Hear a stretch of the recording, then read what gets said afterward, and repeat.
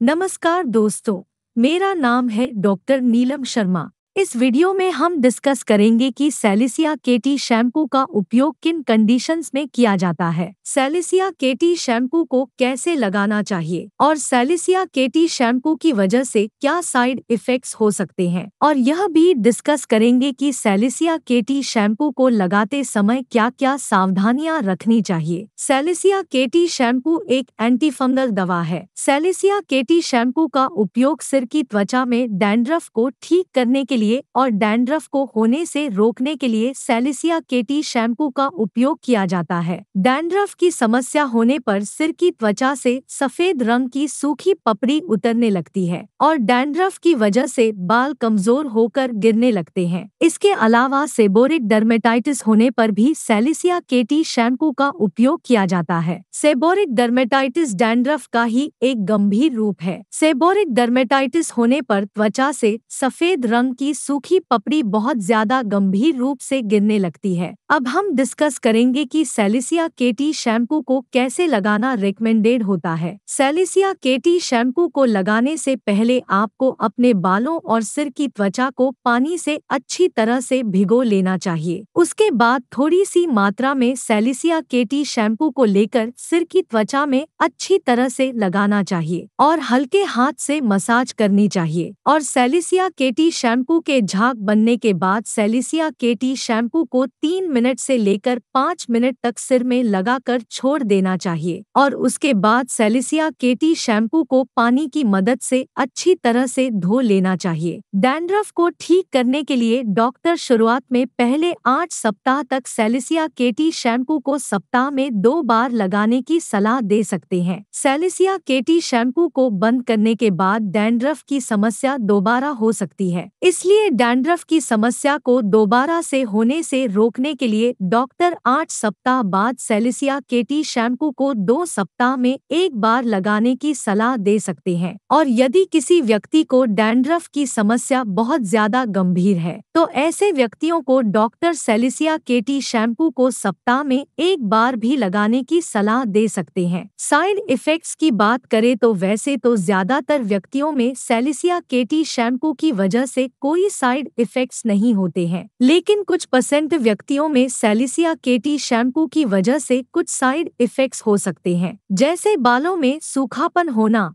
बालों का पतला होना, बालों की चमक कम होना या बालों का रंग फीका पड़ना, बालों का गिरना, त्वचा में जलन, खुजली और लालपन आदि साइड इफेक्ट्स सैलिसिया केटी शैम्पू की वजह से हो सकते हैं। ये साइड इफेक्ट्स सभी व्यक्तियों में नहीं होते हैं, केवल कुछ % व्यक्तियों में ही ये साइड इफेक्ट्स सैलिसिया केटी शैम्पू की वजह से नोटिस किए गए हैं। यदि किसी व्यक्ति को सैलिसिया केटी शैम्पू को लगाने के बाद सिर में बहुत ज्यादा जलन, खुजली, त्वचा का लाल होना, मुंह, गले, होठों या त्वचा पर सूजन होती है तो आपको तुरंत ही डॉक्टर से परामर्श लेना चाहिए, क्योंकि ये लक्षण एलर्जिक रिएक्शन के हो सकते हैं। अब हम डिस्कस करेंगे कि सैलिसिया केटी शैम्पू को लगाते समय क्या क्या सावधानियां रखनी चाहिए। यदि आपके सिर में कोई चोट लगी हुई है या आपके सिर में कोई घाव है तो आपको सैलिसिया केटी शैम्पू को नहीं लगाना चाहिए और सैलिसिया केटी शैम्पू को केवल सिर की त्वचा पर ही लगाना रिकमेंडेड है। 12 साल से कम उम्र के बच्चों के लिए सैलिसिया केटी शैम्पू को लगाना रिकमेंडेड नहीं है। सैलिसिया केटी शैम्पू को आँख,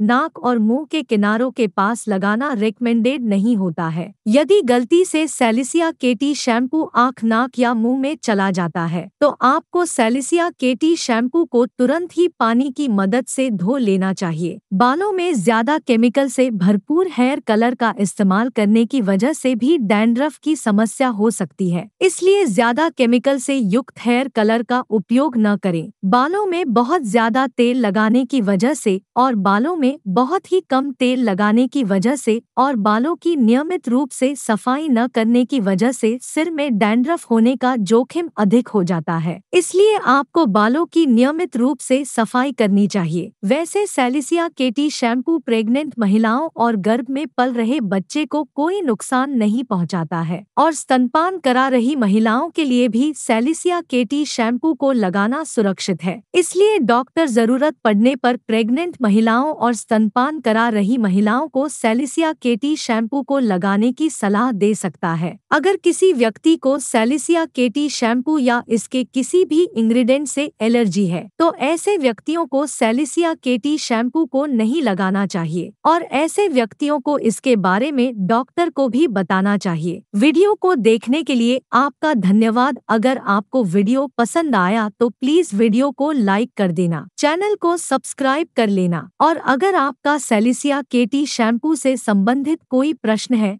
तो आप कमेंट करके पूछ सकते हैं।